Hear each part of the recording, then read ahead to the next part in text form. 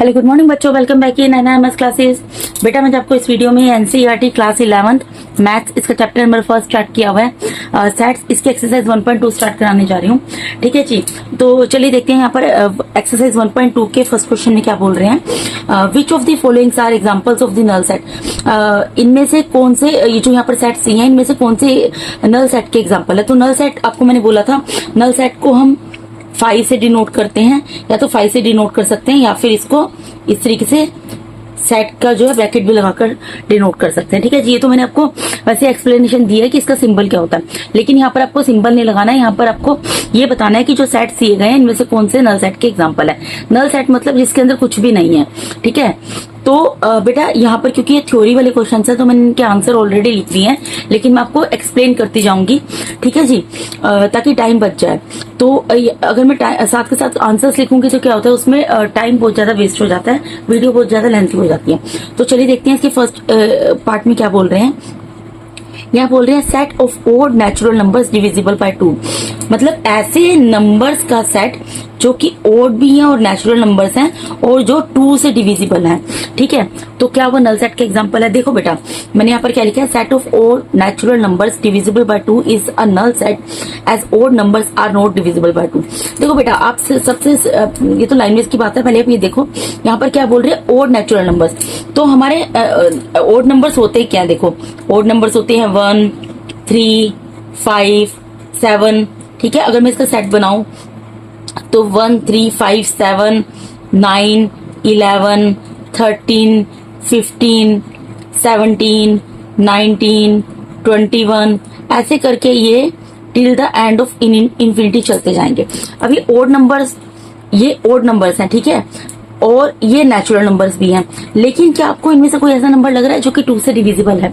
ये सब 2 से डिविजिबल तो नहीं होंगे, क्योंकि आपको पता है 2 से कौन से नंबर डिविजिबल होते हैं, जो कि इवन नंबर होते हैं। और यहाँ पर हमें क्या दिया, ओड नेचुरल नंबर दिया, यानी कि हमें ऐसे नंबर्स का सेट बनाने के लिए बोल रहे हैं जो कि ओड नेचुरल नंबर्स हो और 2 से डिविजिबल हो, जो कि पॉसिबल ही नहीं है।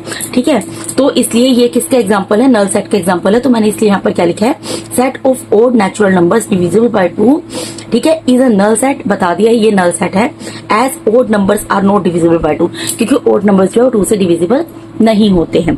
ठीक है जी, अब इसके सेकंड वाले पार्ट पे चलते हैं। सेकंड पार्ट में क्या बोल रहे हैं, set of even prime numbers.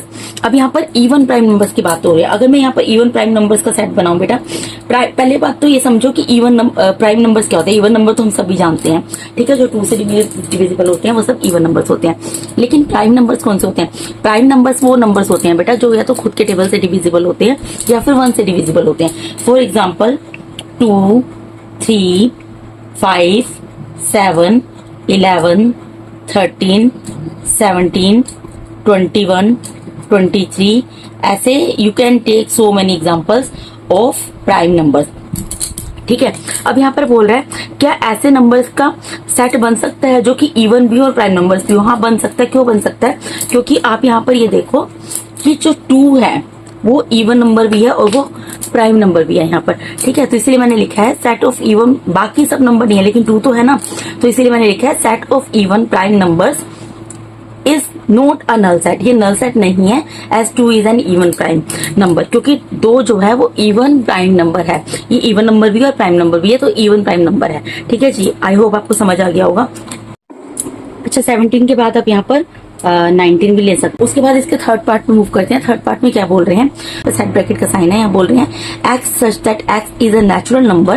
X कोई एक नेचुरल नंबर है जहां पर कि एक्स लेस देन 7 है और एक्स ग्रेटर देन 7 है। देखो बेटा अब यहाँ पर ये बोल रहे हैं एक्स लेस देन 5 और x ग्रेटर देन 5। ठीक है जी, अब देखो बेटा या तो अगर मैं x लेस देन 5 का यहाँ पर बनाऊं, सेट ब्रैकेट आपको बनाकर दिखाऊं, तो लेस देन 5 में कौन से नंबर आएंगे, 1, 2, 3, 4। x लेस देन 5 है तो ये वाले नंबर आ जाएंगे। ठीक है, और अगर मैं इसका ब्रैकेट बनाऊं x इज ग्रेटर देन 7, तो ग्रेटर देन 7 में क्या आएंगे, 8, 9, 10, 11, 12, ऐसे करके इन्फिनिटी तक जाएंगे। ठीक है जी। तो अब एक चीज बताओ, x क्या ऐसा नेचुरल नंबर हो सकता है जो कि लेस देन 4 भी हो और ग्रेटर देन 7 भी हो? ऐसा तो पॉसिबल नहीं है, क्योंकि या तो ये हो सकता है या फिर ये हो सकता है। ये किसी भी कंडीशन में दोनों तो नहीं हो सकता। ठीक है, या तो ये लेस देन 5 हो सकता है या फिर ग्रेटर देन 7 हो सकता है। तो इसीलिए मैंने यहाँ पर लिखा है x such that x is natural numbers such that x is a natural numbers x less than 5 and x greater than 7। जो पहले लाइन दी होती है वही स्टेटमेंट आपको एज इट इज उतारनी होती है, फिर आपको बताना होता है किस टाइप का सेट है ये। तो मैंने लिख दिया इज अ नल सेट, ये नल सेट है। ठीक है, क्यों है मैंने आपको अभी समझा दिया, वही लैंग्वेज में लिखा है। As a number can not be both, कोई भी नंबर दोनों नहीं हो सकता कि लेस देन 5 भी और ग्रेटर देन 7 भी हो, या तो लेस देन 5 होगा या फिर ग्रेटर देन 7 होगा। ठीक है जी, अब मूव करते हैं नेक्स्ट पेज पर। अब इसके फोर्थ पार्ट देख लेते हैं। यहाँ पर क्या बोल रहे हैं, y such that y is a point common to any two parallel lines। मतलब y कोई एक पॉइंट है जो कि कोई दो पैरेलल लाइन है उनमें कॉमन है। देखो बेटा, पैरेलल लाइन कैसी होती है, पैरेलल लाइन ये होती है। ठीक है, ये तो पैरेलल लाइन है। अब एक चीज बताओ, ये लाइन को मैं जितना मर्जी बढ़ाऊं, राइट में बढ़ाऊं या लेफ्ट में बढ़ाऊं, इसी तरीके से सेकंड लाइन को मैं जितना मर्जी बढ़ाऊं, लेफ्ट में बढ़ाऊं या राइट में बढ़ाऊं, ये तो स्ट्रेट ही जाती जाएंगी। क्यों? क्योंकि दोनों पैरेलल लाइन है। तो इन दोनों में कोई कॉमन पॉइंट आने का तो सवाल ही नहीं उठता। कॉमन पॉइंट कोई आएगा नहीं, कोई भी ऐसा पॉइंट नहीं आएगा जहां पर कि ये दोनों लाइन कॉमन हो। ठीक है, यहाँ पर कोई कॉमन पॉइंट हो। तो इसका मतलब क्या है, y such that y is a point common to any two parallel lines is a null set। ये एक नल सेट होगा। As a parallel lines do not intersect, क्योंकि ये कहीं पर भी जाके एक दूसरे को काटेंगी नहीं, कहीं पर भी जाके इंटरसेक्ट नहीं करेंगी। कॉमन पॉइंट कैसे आएगा, जैसे सपोज करो ये दो लाइन है, ऐसे जा रही है ऐसे जा रही है। ठीक है, एक लाइन सीधा जा रही है एक टेढ़ा जा रही है, तो कहीं पर जाके एक दूसरे को काटेंगे। तो ये पॉइंट जो है, क्योंकि दोनों लाइनों में आएगा, तो ये पॉइंट क्या कहलाता है, कॉमन पॉइंट कहलाता है। लेकिन पैरेलल लाइन के केस में क्या होता है कि दोनों लाइन एकदम स्ट्रेट जाएंगी। बेशक आप उनको किसी भी डायरेक्शन में बढ़ाओ, लेफ्ट में बढ़ाओ या राइट में बढ़ाओ। ठीक है, तो वो कहीं पर भी जाके एक दूसरे को इंटरसेक्ट नहीं करेंगी, इसलिए वहां पर कोई भी कॉमन पॉइंट नहीं आएगा। इस वजह से ये सेट जो है वो नल सेट है। ठीक है जी। अब बेटा फर्स्ट क्वेश्चन के सारे पार्ट हो जाते हैं कंप्लीट। अब इसका सेकंड क्वेश्चन देख लेते हैं। यहाँ पर बोल रहे हैं which of the following sets are finite और इनफाइनाइट। बेटा देखिए, मैंने आपको फाइनाइट सेट और इनफाइनाइट सेट दोनों बताए थे। फाइनाइट सेट क्या होता है, फाइनाइट सेट एक ऐसा सेट होता है जिसमें की जो एलिमेंट्स या ऑब्जेक्ट होते हैं वो काउंटेबल होते हैं, जिनको हम काउंट कर सकते हैं। और इनफाइनाइट सेट कौन सा सेट होता है, इनफाइनाइट सेट एक ऐसा सेट होता है जिसमें जो एलिमेंट्स या ऑब्जेक्ट्स होते हैं वो अनकाउंटेबल होते हैं, उनको हम काउंट नहीं कर सकते। ठीक है, तो हमें ये स्टेटमेंट पढ़नी है, जो भी सेट्स हैं इसके बेस में हमें आंसर लिखकर बता देना। जैसे कि फॉर एग्जांपल यहाँ फर्स्ट इसका जो क्वेश्चन दिया उसमें क्या बोला है, the set of months of a year. अब हम सबको पता है कि बेटा एक साल में कितने महीने होते हैं, एक साल में 12 महीने होते हैं। कौन कौन से होते हैं लिखकर बताने की जरूरत नहीं है, फिर भी मैं आपको लिख देती हूँ। कौन कौन से होते हैं, जनवरी होता है, ठीक है, फेब होता है, मार्च होता है, मई होता है, जून होता है, जुलाई होता है, अगस्त होता है, सितंबर होता है, अक्टूबर होता है, नवंबर होता है बेटा, एंड दिसंबर होता है। ठीक है, शॉर्टकट में लीजिए कुछ मंथ के नाम। तो ये टोटल आप काउंट कर सकते हैं, 12 मंथ्स होते हैं। तो यानी कि इनको हम काउंट कर सकते हैं ना, ये काउंटेबल है। तो इस वजह से लिखेंगे the set of months of a year is a finite set. ये फाइनाइट सेट है एज इट कंटेन्स 12 एलिमेंट्स, क्योंकि इसमें 12 एलिमेंट्स है। एलिमेंट्स कौन से मैंने आपको बता दी, आपको लिखकर दिखाने की एग्जाम में जरूरत नहीं है।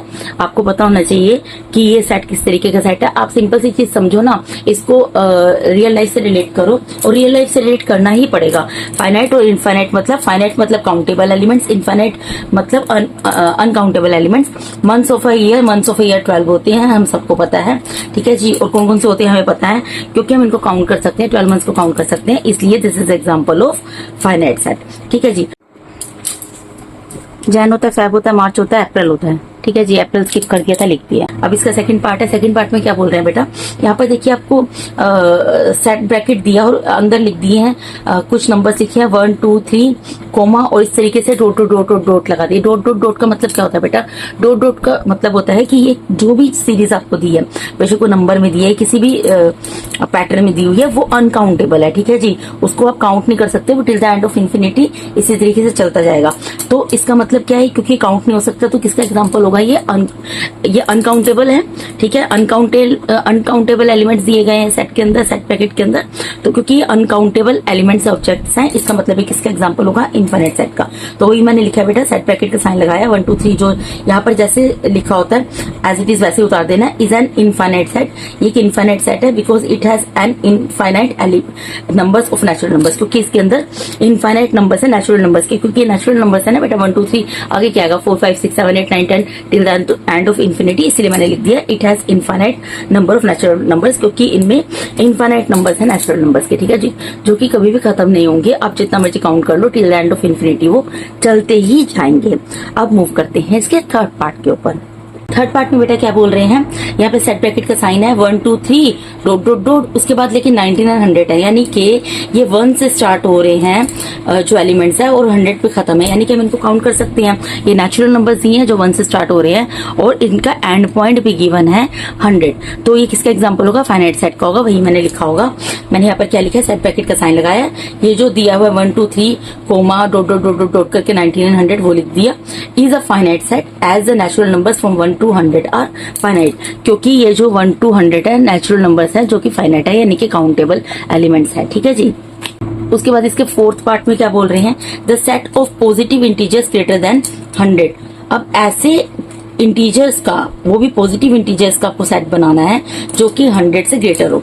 देखो बेटा, अगर मैं यहाँ पर सेट बनाती हूँ 100 से ग्रेटर क्या आएंगे, 101 102 103 104 105, ये तो ऐसे ऐसे करके चलता ही जाएगा till the end of infinity, because यहाँ पर कोई एंड पॉइंट तो दिया नहीं है, यहाँ पर सिर्फ ये बोल दिया है आपको ये बताना है कि ऐसे पॉजिटिव इंटीजर्स का सेट जो कि 100 से ग्रेटर हो वो फाइनाइट सेट का एग्जांपल होगा, इनफाइनाइट सेट का होगा, क्योंकि 100 से ग्रेटर तो बहुत सारे नंबर होते हैं till the end of infinity, तो ये किसका एग्जाम्पल होगा, इनफाइनाइट सेट का एग्जाम्पल होगा, ठीक है। तो इसका मतलब क्या लिखेंगे, set of positive integers greater than 100 is an infinite set, ये एक infinite set है, as the positive integers which are greater than 100 are infinite, क्योंकि positive integers जो कि 100 से greater हैं, 100 से बड़े हैं, वो infinite है, ठीक है, till the end of infinity वो चलते जाएंगे, uncountable है, इसलिए this is example of infinite set, ठीक है जी।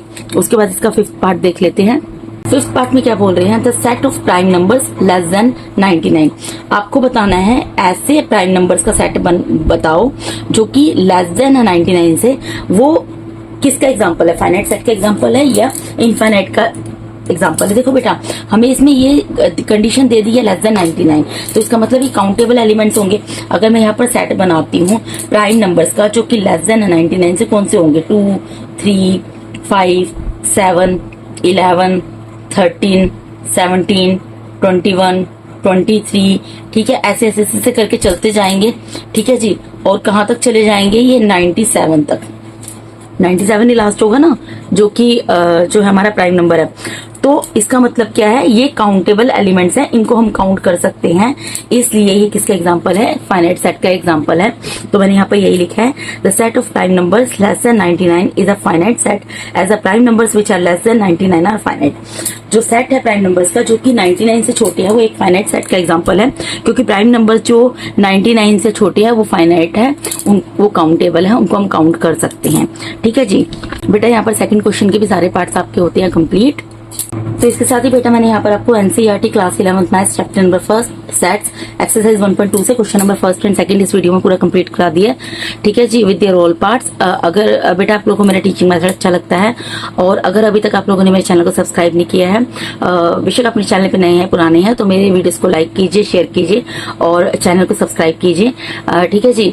और thank you so much for watching my videos बेटा, god bless all of you, thank you so much once again.